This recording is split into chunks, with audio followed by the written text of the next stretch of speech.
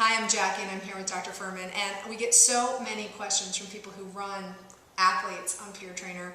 You know, how do I still keep up my performance level as an athlete? And it's interesting because I know that you were a professional athlete. I know that you won a medal in the Olympics for ice skating, and I know you have professional athletes in your practice. So you're the best person to be asking if I want to increase my performance and even be an athlete in general. I always hear protein's going to build my muscles. How am I going to get enough protein with some of the diet recommendations you make? Well, you know, you're right. I mean, and a lot of these, and I consult and I lecture to the U.S. Olympic team, and I have a lot of professional world-class athletes follow my advice, including professional basketball players in the NBA and people who and Olympic athletes. And you know why they come to me? I think the main reason is they realize that if they can, like if you're a professional skier, and the person who gives you the Rosenwald skis is paying you $500,000 a year to wear those skis, you got to stay at the top of your game, and you can't like miss a season and not be performing. And if they're sick a week or two during the winter, that could ruin their whole season. If you know these players and these professional people, athletes, feel that if they're out of commission a week or two, they lose months of training. They're no longer going to win this race by a millisecond. You know, they're not going to be as strong. So the point is, they've got to keep their immune system up, because when you train that hard, it causes free radical production, it can decrease immunity, it could predispose you to more viral illnesses, and nutrition is very important. And I have these athletes drinking these green drinks and taking these, and realizing that micronutrients are critically important in their success of their careers.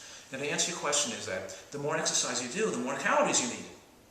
And the more calories you need, the more protein you need too. So it's true that athletes need more calories, and they need more protein. And the problem is they get so much protein and so many calories from low nutrient sources, because calories are macronutrients. Fat, carbohydrate, and protein are macronutrients. They contain calories. And these athletes are starving for micronutrients. So we have to give them protein and fat and calorically dense food that also is high in micronutrients as well. And that's why, and people aren't aware. They're not aware, for example, that, you know, even whole wheat bread is 10 grams of protein for a couple of slices. You know, green vegetables have 10 grams for 2 or 3 cups.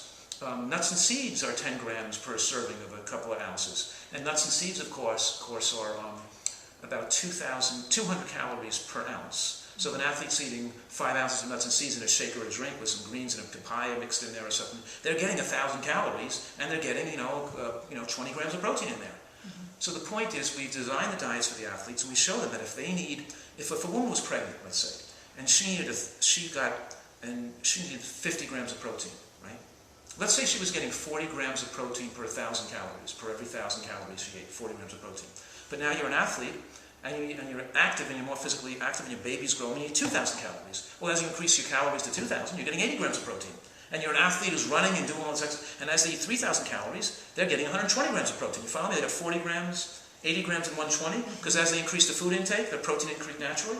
And we're finding that this is what athletes need. They need between 1.2 grams per 1.8 grams per kilogram body weight.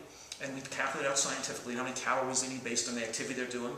And we figure out that if we give them a diet that's well designed to be high in nutrition, with foods that are high in protein, like mushrooms, like greens, like nuts and seeds, like whole grains.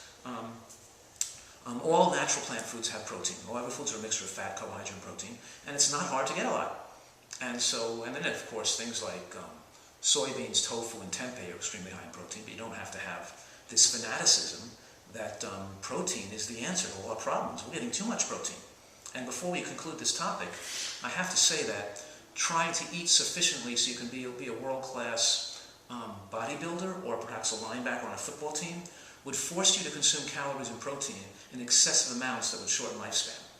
And size is not a criteria for long life and health. And linebackers on football teams have 6 times the early cardiac death rate as distance athletes do. And they live a shortened lifespan. So this idea that we think that protein is such a valuable nutrient is overrated to begin with. And it's very easy to meet our protein requirements. And lastly, it's important to note that protein raises IGF-1, and IGF-1 is a hormone linked to breast and prostate cancer. So if you overdo protein, you could eat too much animal protein, or even taking isolated soy protein, or these protein drinks and adding protein. The idea that these trainers and bodybuilders and people in the gym think they got to add whey protein and isolated soy protein and pea protein, all these proteins, and constantly worry about protein to maximize size, is probably increasing the risk of cancer. So if anything, we know that protein, like other nutrients, shouldn't be consumed in excess. And by making your diet more plant-based and reducing the concentrated proteins and reducing animal protein, you're not only going to improve your performance, your resistance to illness, but you're going to live longer in the process.